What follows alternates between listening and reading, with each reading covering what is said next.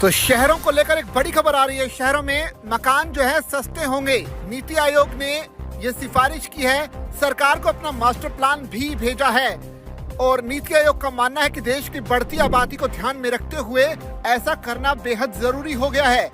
ये इस वक्त की बड़ी खबर, क्योंकि देश में जिस तरह से आबादी बढ़ रही है उसके हिसाब से अब नीति आयोग ने सरकार के सामने एक मास्टर प्लान रखा है, जिसके मुताबिक शहरों में सस्ते मकान उपलब्ध करवाने की सिफारिश की गई है। तो भारत में शहरीकरण की रफ्तार बहुत तेजी से आगे बढ़ी है और अनुमान है कि साल 2050 तक देश की आधी आबादी शहरों में रहने लगेगी। इतनी बड़ी आबादी के लिए सस्ते और अच्छे घर मुहैया कराना सरकार के लिए एक बड़ी चुनौती बन गई है। इस समस्या से निपटने के लिए नीति आयोग और आवास एवं शहरी मामलों के मंत्रालय ने एक व्यापक फ्रेमवर्क जारी किया है। इस रिपोर्ट में जमीन की कमी, ऊंची कीमतों और पुराने कानूनों जैसे अवरोधों को दूर करने के लिए कई क्रांतिकारी सिफारिशें की गई हैं। भारत की शहरी आबादी जो 2021 में लगभग 50 करोड़ थी, उसके 2050 तक बढ़कर 85 करोड़ होने की उम्मीद है। रिपोर्ट के मुताबिक रियल एस्टेट सेक्टर का भारत की जीडीपी में योगदान 2021 के 7% से बढ़कर 2050 तक 13% हो सकता है।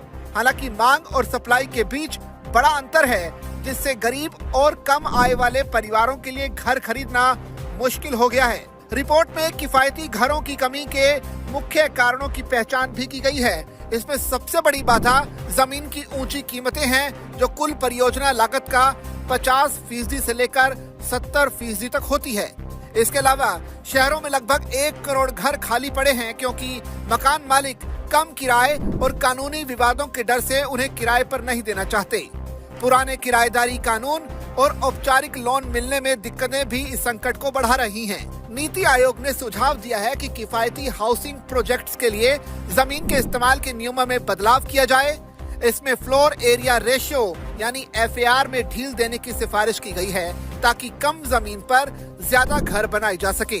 साथ ही ट्रांजिट ओरिएंटेड डेवलपमेंट के जरिए मेट्रो और बस कॉरिडोर के पास घर बनाने पर भी जोर दिया गया है, ताकि लोगों को आने जाने में आसानी हो। सरकार का अब सिर्फ घर मालिक बनाने पर ही नहीं, बल्कि किराए के घरों पर भी विशेष ध्यान है।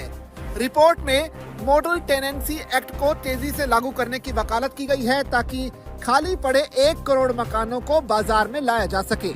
इसके अलावा मुझे कोई फर्क नहीं पड़ता कि दुनिया मेरे बारे में क्या बोलती है, क्या सोचती है, क्योंकि मैं औरों की तरह किस्मत के भरोसे नहीं हूँ, मेहनत के भरोसे हूँ। और मुझे अपनी मेहनत पर पूरा यकीन है